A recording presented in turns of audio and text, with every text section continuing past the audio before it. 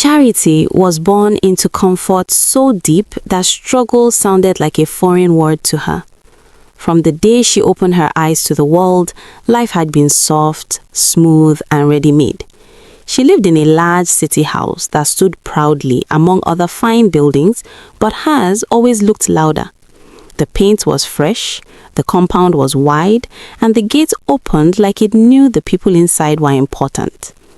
Inside that house, nothing waited to be done. Everything was already done. Abego, let's calm down, oh. You see that chilled bottle of Coke beside you, eh? Use some cooked louder. If food was late by a few minutes, she complained as if the world was ending. She was still in secondary school, but she behaved like someone who owned the world. Her voice was sharp, and her words carried weight because people feared her reaction. Even adults avoided crossing her path. She enjoyed ordering people around. It made her feel powerful. It made her feel important. "Why is my breakfast cold?" she once yelled, pushing the plate in me. A maid rushed forward, shaking. "Sorry, madam, I will warm it." Charity rolled her eyes and clicked her tongue. "If you know you can do the job well, leave it for someone else." The maid said nothing. She only nodded and picked the plate. Charity felt satisfied. To her, that was normal behavior. That was how life worked when you had money. At school, Charity carried that same attitude. She attended a good secondary school in the city, one that many parents prayed their children would enter.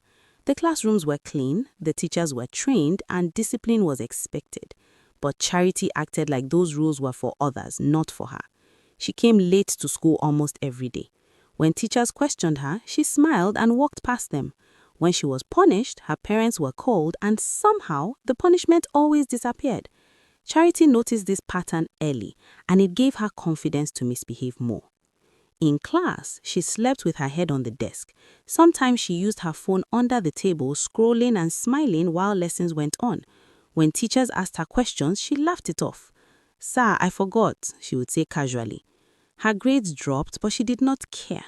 She believed school was a waste of time. She believed money would open any door she needed later in life. Her classmates whispered about her. Some envied her lifestyle, others disliked her deeply. But Charity noticed none of that. She lived in her own bubble. Back at home, her parents watched helplessly.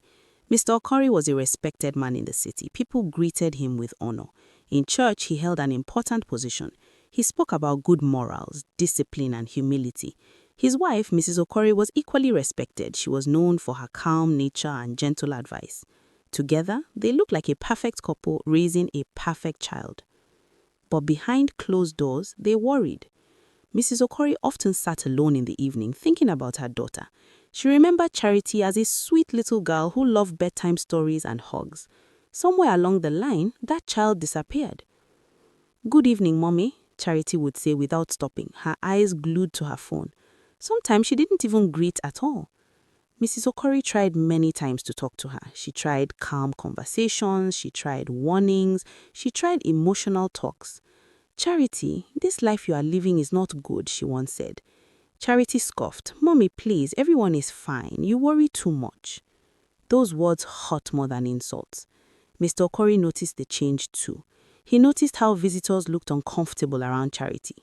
He noticed how maids quit often. He noticed the whispers in church. One Sunday, after service, a woman pulled Mrs. Okori aside. "Madam," she said carefully, "your daughter is beautiful, but you need to watch her character." Mrs. Okori forced a smile, but inside her heart sank. The shame was heavy. That night, she cried quietly so Charity would not hear. Charity, on her part, felt untouchable. She believed her parents' status protected her. She believed nothing serious would ever happen to her. She laughed loudly, bossed people around, and ignored advice. One afternoon, a family friend visited. During the visit, Charity insulted the woman openly over a small issue about sitting space. "Why are you sitting there?" Charity snapped. The room went silent. The woman looked shocked. Mr. Okori stood up immediately. "Charity," he called sharply. Charity frowned. "What?" "Apologize now." She shrugged. "For what?" That moment broke something inside Mr. Okori. The disrespect was too much. After the visitor left, he called Charity to the sitting room. "Sit down," he said firmly. She sat with a bored look. "Your behavior is a problem," he said slowly. "You have no respect for anyone." Charity laughed bitterly. "Daddy, you are exaggerating." That laugh felt like a slap. Mrs. Okori covered her face. Mr. Okori's voice shook. "You embarrass us everywhere. Do you think money can cover bad character?" Charity stood up angrily. "I'm tired of this talk." She walked out, slamming the door. That night, her parents talked for hours. They talked about their mistakes.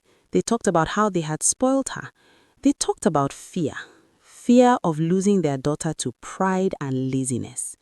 One solution stood out heavy, but clear. Boarding school.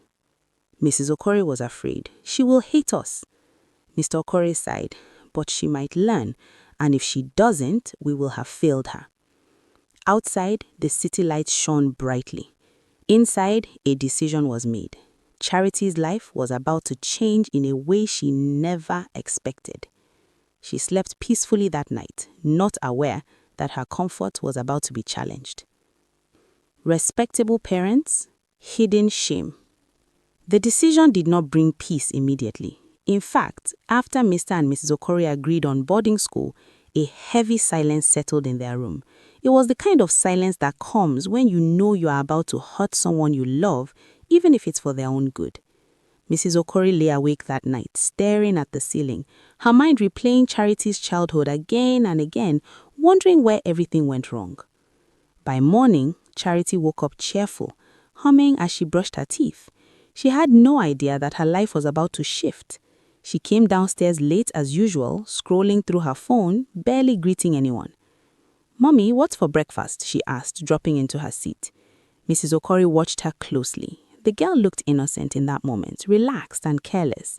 It almost made her change her mind, almost. She served breakfast quietly, her hands shaking a little. Mr. Okori cleared his throat. "Charity, we need to talk later today." Charity barely looked up. "About what?" "Something important," he said. Charity shrugged. "Okay." That calm response made the parents exchange a glance. They knew what was coming would not be calm at all. Later that evening, Charity was called into the sitting room. This time, both parents sat upright, serious faces, no soft smiles. Charity sensed the tension and frowned. "Why do you both look like this?" she asked, folding her arms.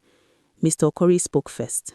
"Charity, we have decided that you'll be going to a boarding school next term." The words hung in the air like smoke. Charity laughed at first, a sharp, short laugh. "Very funny," she said. "You scared me for nothing." Mrs. Okori held her head slowly. "We are not joking." Charity's smile faded. "What do you mean boarding school?" "A good one," Mr. Okori replied. "One with discipline." Charity's eyes widened. "No, I'm not going anywhere." Mrs. Okori stood up. "Charity, sit down." Charity slammed her hand on the table. "You can't do this to me. I'm not a village girl." That